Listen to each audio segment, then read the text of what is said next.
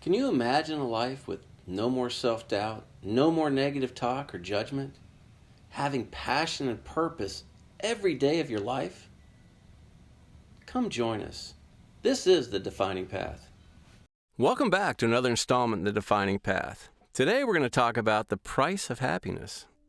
I guess the first question is there a price to happiness?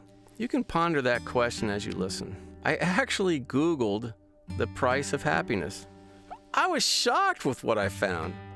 One of the first things that came up was a study conducted by Purdue University that said in the U.S., the price of happiness was $105,000. $105,000 a year, and you'd be happy. Boy, I would sure challenge that notion.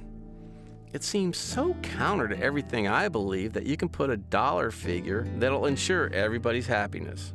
Another question to consider, would you be willing to give away half of everything you have if you were guaranteed to wake up every day happy, to live every day full of joy and happiness?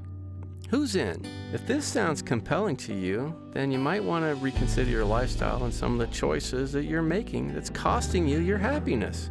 Personally, I don't think you can put a dollar figure on happiness. I know a lot of wealthy people that are miserable. What I will say is there's a price to pay for happiness, though. The price is you have to be willing to follow your dreams, trust your heart, believe in your true desires, happiness and abundance that's meant for you. As you listen to this, I'm sure you're thinking, of course, I'm willing to pay that price for a life of happiness. But are you? If you're not springing out of bed every morning grateful, full of joy, ask yourself why you aren't. I will share with you at 38 years old, I had a 9,000 square foot house on the 18th green at a country club, a fancy Porsche convertible, big job, earned way more than $105,000, apparently the magic number for happiness. Sounds like happiness, right? Hardly. I had all the pressure, all the stress, the tension that came along with that lifestyle. The fact was I hated my job, which made me unhappy with just about everything else.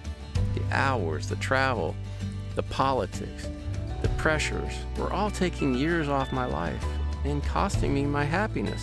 Of course, there were pockets where I was happy, but overall, it just didn't balance out.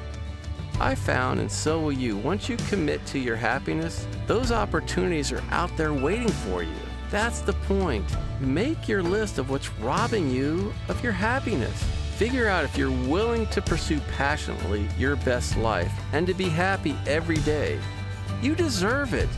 Do you have the courage and conviction to be happy and to take some risk to gain the life of abundance that's meant for you? That's the price of happiness.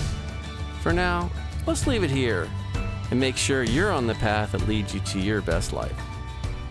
If you enjoyed this video, please subscribe and tune in next week for the next installment of The Defining Path.